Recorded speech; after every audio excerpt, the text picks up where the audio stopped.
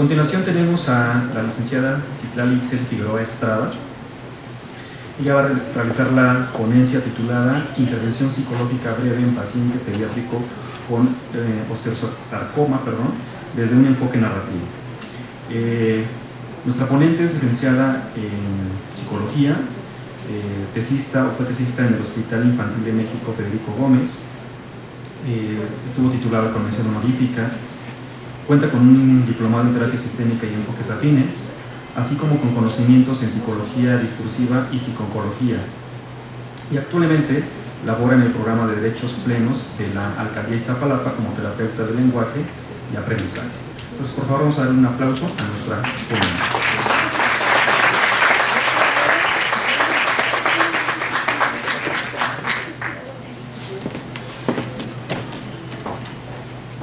Bueno, buenos días a todos, estoy muy agradecida de estar aquí. Se dice que los territorios a los cuales nosotros podemos movernos, desde un desenlace extraordinario hasta un nuevo panorama de identidad, es completamente desconocido. Lo único que sí podemos saber es que el resultado va a contradecir completamente todas nuestras ideas. Mi nombre es Citlali y estoy muy complacida de estar con ustedes. Para comenzar, me gustaría darles una breve reseña acerca de lo que es el cáncer. El cáncer se considera una enfermedad crónico-degenerativa que va avanzando en diferentes fases de la vida, cuando se detecta. De acuerdo con la OMS, en el año 2018, se consideró como la segunda causa de muerte, superada únicamente por los accidentes. En México se le considera la tercera causa de muerte, después únicamente de las enfermedades cardiovasculares y la diabetes. De acuerdo con el Centro Nacional para la Salud de la Infancia y la Adolescencia, se han reportado desde el 2019 un aproximado de 200,000 casos en los cuales se presenta en los niños y adolescentes. El cáncer del que les voy a hablar es el osteosarcoma, mejor conocido como cáncer de hueso. Esta es una tumoración que se presenta en las coyunturas de nuestras extremidades, como lo son las rodillas, nuestros codos o los hombros, siendo más frecuente en las rodillas. Para llegar a este diagnóstico se tiene que seguir una serie de protocolos que incluyen estudios como lo son biopsias, tomografías, radiografías y llevar un tratamiento que incluye un proceso de quimioterapia y de cirugía. Hay dos tipos de cirugía que vamos a presentar aquí, que es la cirugía por salvamento, que consiste en retirar el tumor y únicamente insertar una placa que permite que se conserve la extremidad, o por contrario la cirugía radical, que consiste en la amputación de los miembros. Posteriormente también tenemos lo que es una rehabilitación para que el niño o la niña pueda tener un mejor manejo acerca de la prótesis que está utilizando. Para finalmente poder llegar al proceso de alta necesitamos volver a hacer los mismos estudios por parte del personal médico para poder dar un seguimiento y llegar a la remisión del diagnóstico o en su defecto al deceso del niño o de la niña. Es bien importante tomar en cuenta que dentro del hospital va a haber cambios abruptos en la rutina diaria de los niños y de las niñas. Va a haber procedimientos dolorosos que son extremadamente invasivos, por lo cual se pueden presentar algunas reacciones emocionales que son muy diversas y pueden ir desde tristeza, enojo, irritabilidad, etc. Sin embargo, muchas veces a los hospitales se les ha considerado como un escenario en el cual se experimenta el sufrimiento. La propuesta que se realizó en este trabajo fue ofrecer posibilidades que fueran protectoras y esperanzadoras, viviéndolo como un espacio que promoviera el cuidado y un espacio de sanación. A partir de aquí voy a ir rápidamente con lo que es la construcción psicológica del concepto de enfermedad en los adolescentes, pues es con la persona que estuve trabajando. Vamos a ver que de acuerdo con Rudd en el año 2009 nos plantea que de los 8 a los 13 años de edad los niños pueden diferenciar entre lo que son los síntomas y la enfermedad. Sin embargo, es hasta los 13 años donde ellos pueden comprender que hay ciertos factores psicosociales o en su contexto básicamente que les van a permitir comprender la enfermedad. Esto es lo que nos dice la parte teórica tradicional. Sin embargo, esto ha promovido que muchas veces el papel del psicólogo sea el de un mediador y de un facilitador de comunicación entre el personal médico y los pacientes o los familiares. Básicamente es como el traductor de los conceptos médicos. La propuesta aquí es ser todo lo contrario, propiciar la voz de los pacientes y de los familiares, de manera que dignifiquemos sus experiencias y que podamos honrar sus procesos. Y es para eso que retomamos a Aldred y Burman en el año 2015, donde hablamos de que en muchas ocasiones el construir puentes de significado de los niños nos puede permitir dar avances curativos. ¿Por qué? Porque podemos empezar a construir relatos esperanzadores que les den los recursos necesarios para abordar la situación que están viviendo, en lugar de únicamente centrarse en el sufrimiento que está viviendo dentro del espacio hospitalario. Y es para eso que se vuelve fundamental en esta investigación el uso de la práctica narrativa. ¿Por qué? Porque partimos desde la idea de Michael White y David Eckstone de tomar nuestras experiencias de vida como una analogía de texto, que nos permitan reescribirlas y darles un nuevo significado, de manera que tengamos posibilidades más deseables que sean útiles, satisfactorias y con un final abierto. Para esto hice uso de los mapas de las prácticas narrativas que promovía Michael White, desde el mapa de desenlaces extraordinarios, que nos promueve en muchas ocasiones. Les voy a pasar estas estrellitas que me encantan. Nos dice que en muchas ocasiones tenemos un relato dominante de nuestras vidas. Son ideas, son experiencias, son discursos que muchas veces nos han conformado a nosotros mismos. Sin embargo, cuando empezamos a alentar conversaciones que nos den nuevas experiencias o nuevos recuerdos, podemos encontrar relatos que han estado subyugados o que son alternos y, por lo tanto, eventos extraordinarios que muchas veces contradicen aquellas ideas que han sido dominantes dentro de nuestra identidad. Básicamente, la práctica narrativa nos da esta oportunidad de iluminar nuevas estrellas en nuestras experiencias. Y para esto retomamos parte de las ideas de Lev Vygotsky, que nos habla del andamiaje. Parte de la estructura de los mapas que les voy a mostrar parten del panorama de lo conocido o paisaje de acción, que son nuestras conductas o son las acciones que podemos traducir. Conforme vamos avanzando mediante preguntas de distanciamiento bajo, medio, alto y muy alto, podemos llegar a panoramas de lo posible por conocer o paisajes de identidad. Recordemos que a través del lenguaje podemos construir nuevos significados y reconstruirnos a nosotros mismos, dando nuevo sentido a nuestras experiencias. Trabajé mediante una metodología de investigación-acción y un mapeo de sesiones. El propósito fue ampliar la mirada en la atención brindada, abriendo espacios que permitieran la construcción de sentido para la significación o resignificación de las vivencias. Y es aquí donde les quiero presentar a Erika. Erika es una niña de 12 años cuando inició su proceso hospitalario, que fue diagnosticada con osteosarcoma en su rodilla izquierda en el hospital de Federico Gómez. La pregunta que nos planteamos fue cómo terapeuta y paciente co-construyen significaciones a partir de la experiencia de internamiento en un hospital pediátrico por diagnóstico y tratamiento de osteosarcoma mediante una intervención narrativa. Parte de los objetivos específicos que planteé fue mapear las sesiones de intervención, ampliar las posibilidades de manejo psicológico y alentar el proceso de significación de la experiencia en los pacientes. Cabe resaltar que esto es únicamente cuando es necesario y cuando la misma persona no lo solicita, ya que no se trata de imponer una única historia o una historia dominante.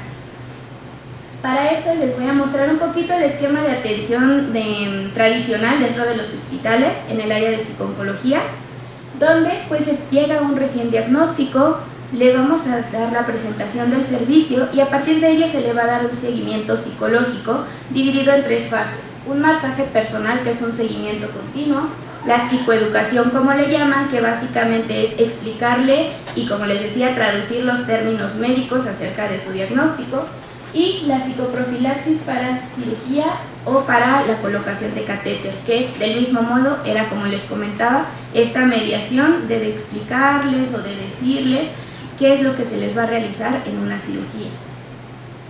La propuesta aquí fue entrar desde la investigación-acción, que nos promueve distintas etapas. Dentro de la etapa de preinvestigación conocimos a Erika, conocimos sus gustos, una niña que le gusta BTS, una niña que le gusta Bad Bunny, maquillarse, pero principalmente que nos presenta y nos refiere que tiene un miedo a la quimioterapia. Es aquí cuando entramos a la etapa de planeación, ya que ella solicita el servicio, acepta entrar a la investigación y junto con su mamá nos van planteando estos miedos, esta idea de que ella no quiere tener el tratamiento oncológico porque le da miedo, porque piensa que ella no va a poder con él. Y pasamos a la etapa de recolección de datos, donde se realizó la grabación únicamente por audio, por términos legales, de cada una de las sesiones que se llevaron a cabo con él. Aquí me permito mostrarles una parte de algunos mapas que me permití realizar dentro de mi tesis, donde hablamos desde los eventos extraordinarios. Recordemos que en la parte de abajo está lo que es lo conocido y lo familiar, las acciones, y en la parte de arriba los significados o sentidos que podemos llegar a construir e integrar a nuestra identidad. A partir de aquí, esta conversación fue sobre el miedo a la quimioterapia, porque ella refería que cuando la ponían era como si le quemaran su interior. Entonces, para ella, empezamos a conversar acerca de qué cosas tenía ella el control para poder disminuir este dolor o este miedo. Ella refería que, por ejemplo, podía ser enjuagues bucales, porque en muchas ocasiones dentro de las quimioterapias salen una serie de úlceras dentro de nuestra boca. Entonces ella decía que podía hacer enjuagues, que tenía el control de poder tomar medicamentos para disminuir la sensación de vómitos, las sensaciones de dolor, y empezó a hablar acerca de estar positiva. Conforme fuimos tejiendo cadenas de asociación en estos aprendizajes, ella refería que el estar positiva se trataba de ayudarse a sí misma. Ella hablaba de una mente positiva. Al empezar a indagar para ella qué significaba esta mente positiva, era el pensar que también era normal tener miedo. Y aquí tenemos la primera significación que ella construye, donde se vale, pero también únicamente este miedo de no querer continuar o de no querer seguir no era el desear la muerte, era el querer regresar a su rutina normal. Volvemos a bajar a lo que es conocido y seguimos construyendo relatos donde ella comienza a darse cuenta que a partir de esta experiencia ella ha podido entender a otras personas, como lo fue en su momento su abuelito, quien también cursó con cáncer, y a partir de eso hablar de que no le daba miedo la muerte, sino por contrario que ella sabía que conforme fuera avanzando en este proceso ella podía cuidar de sí misma. Y es a partir de eso que esa construcción de cuidarme a mí misma es lo que la va a mantener dentro de todo este proceso hospitalario. Seguido de esta conversación se realizó su operación, la cual fue de salvamento. Lamentablemente, la prótesis que le colocaron no cerró y no fue adecuada para su cuerpo, lo que ocasionó que constantemente ella tuviera dolor y lavados quirúrgicos que la llevaron a internamientos mayores a 3 meses.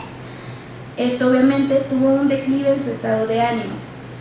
Y es aquí donde entra otra de las premisas de la práctica narrativa, que no se centra en únicamente el foco del trabajo terapéutico en las sesiones, sino un sentido de colectividad en el cual se hizo uso de las diferentes áreas hospitalarias y se pudo promover una excepción, hablando de eventos extraordinarios, donde pudiera tener la visita de su hermana. Cabe resaltar que esta investigación se realizó durante la contingencia por COVID, por lo cual las visitas no estaban permitidas y su hermana era menor de edad.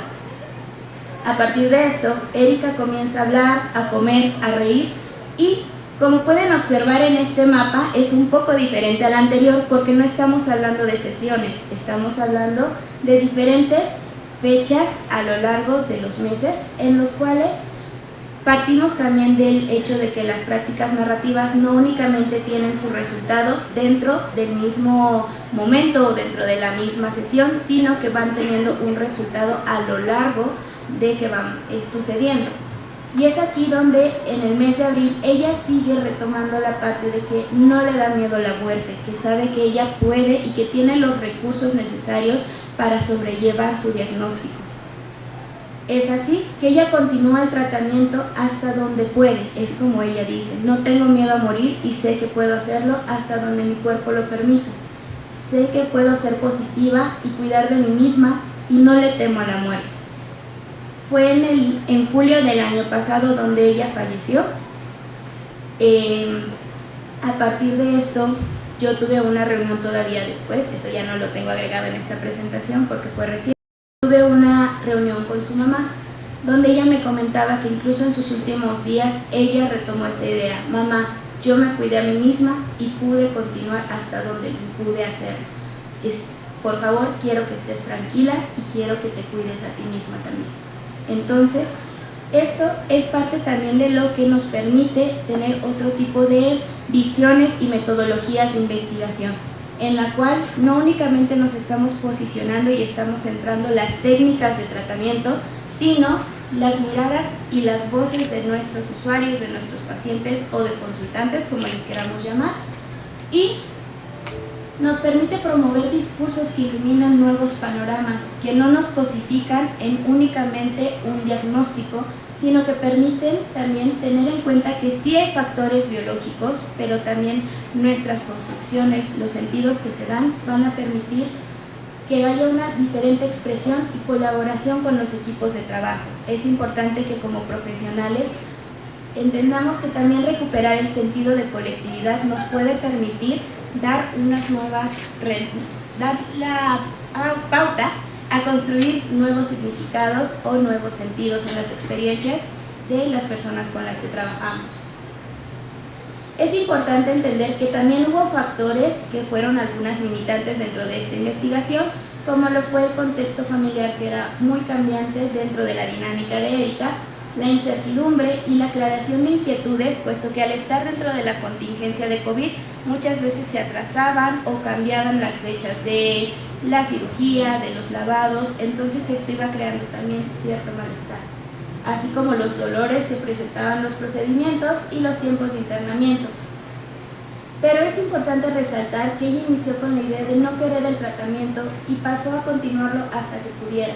El hecho de voy a continuar hasta donde se pueda y ayudarse a sí misma son parte de los relatos que Erika pudo construir. A partir de eso, me pasé. Ayuda.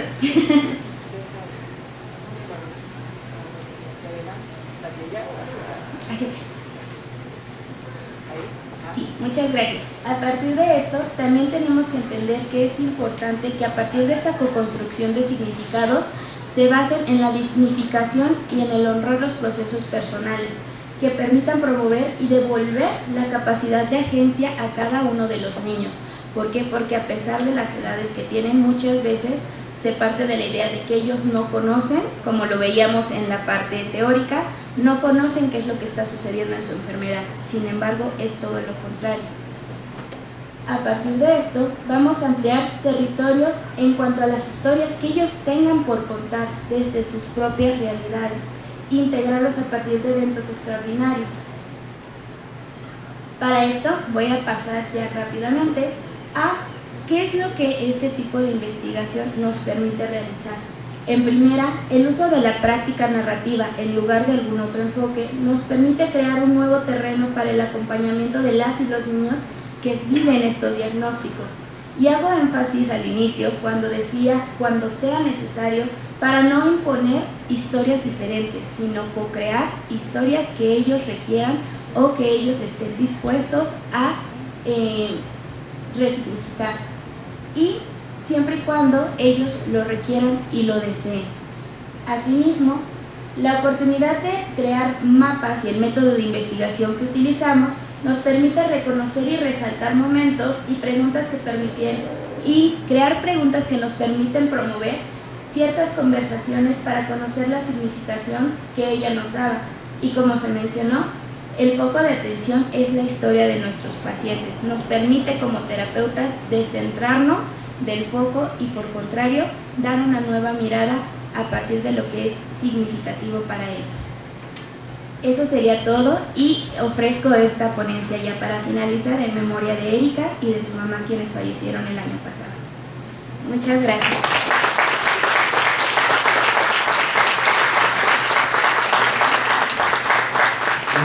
Bueno, pues ¿alguien quisiera tomar la palabra para alguna pregunta, algún comentario? Acá tenemos al centro, por favor.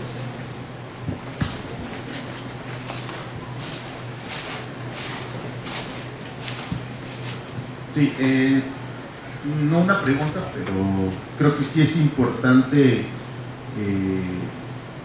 hacer visible pues la necesidad del papel del psicólogo en ámbitos médicos, ¿no? Creo que bueno, me pasó a mí, nos ha pasado a muchos compañeros que una vez que entras a estudiar psicología y vas avanzando, vas entendiendo, ya es difícil quitarte los lentes de psicólogo, ¿no? Ya lo ves todo con muchos enfoques. Y seguramente muchas personas que les ha pasado tener que estar en situaciones médicas o de salud, sobre todo públicas, también privadas, y también no sé si a muchos les ha pasado, ¿no? Que en estas series médicas presentan problemas, es ficción al final de cuentas, pero uno como psicólogo, no sé si les ha pasado, dice, ahí entraría muy bien un psicólogo, ¿no? Ahí se necesita. Entonces creo que justo el que hagas este trabajo y evidenciar esta parte de, bueno, aquí fue un acompañamiento, ¿no? En una enfermedad específica, pero también justo es el apoyo a la madre, el apoyo a la familia, el trabajo interdisciplinario que se tiene que hacer. Entonces, y bueno, no es la única rama en la que podemos ingerir como psicólogos, pero creo que sí es un gran ejemplo pues de la amplia rama que podemos tener. Hay muchas cosas pues que nos lo impiden, hay muchos prejuicios todavía alrededor de la psicología que creo yo que todavía aún es difícil inmersarnos por completo en estos ámbitos, pero creo que justo esta parte es una exposición muy completa de la importancia y la necesidad que debe tener el papel del psicólogo, de la psicóloga, no solo en estas enfermedades crónico-degenerativas, sino en todo el ámbito de salud pública, etcétera. Bueno, con el COVID se vio mucho más enfatizado, pero bueno, esa es la felicitación y pues ojalá esta muestra que haces pueda llegar a muchos otros espacios, insisto, sobre todo médicos, donde sea evidente y necesario la importancia de la psicología como pues un apoyo en este caso en el aspecto biológico, ¿no? Nada más. Muchas gracias.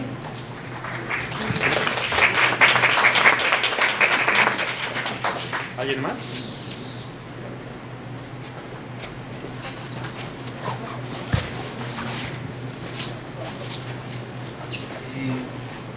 Yo, respecto a la parte que mencionaba sobre personales y ampliación de propios territorios de vida y compartir la historia y la vida con otras personas, ¿te referías? Bueno, sí tengo ya más o menos, pero me gustaría también escuchar a compartir la historia nuestra también con nuestros consultantes. Claro, y esta parte es muy importante porque muchas veces creemos que únicamente vamos a llegar al espacio donde vamos a dar la sesión, que en estos casos hospitalarios es entrar literalmente hasta la cama donde está el niño. No hay como una parte de tener cierta privacidad o cierta incluso intimidad dentro de las sesiones. Es estar en un constante contacto con enfermeras, con doctores, y a partir de esto lo que te va permitiendo también hacer es ser un poco más transparente. Creo que como terapeutas muchas veces dentro de los ámbitos tradicionales se parte de la idea de que tienes que ser completamente objetivo, no mostrar nada. Sin embargo, estas propuestas, estos diferentes modos de intervenir también nos permiten ser más humanos, diría yo, y también permitirnos acompañar desde esa parte humana, desde esa parte vivencial a cada una de las personas que nos lo permiten. En cuanto a esta ponencia que les mostraba, es únicamente la experiencia de Erika. Sin embargo, a lo largo de ese año pudimos compartir experiencias con muchísimos más niños, muchísimas más niñas, que en muchas ocasiones te contaban situaciones que ellos estaban viviendo tanto en casa, tanto en el ámbito hospitalario, y que al tú permitirte acompañarlos de esta manera más humana, de esta manera más empática, también tenías la oportunidad de conectar de diferentes maneras e incluso crear nuevos significados que a veces llegaban a ser sorprendentes, ¿no? Desde niños que nos decían, ¿sabes qué? Yo no necesito como tal un psicólogo, pero me encanta que vengan a conversar conmigo porque siempre me quedo pensando cosas nuevas. Entonces, hasta niños que de repente nos decían, ¿sabes qué? Hoy no quiero hablar, pero me gustaría que tú me contaras qué haces cuando te vas de aquí.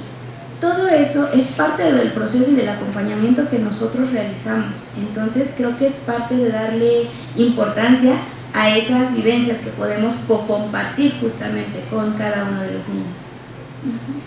Muchas gracias.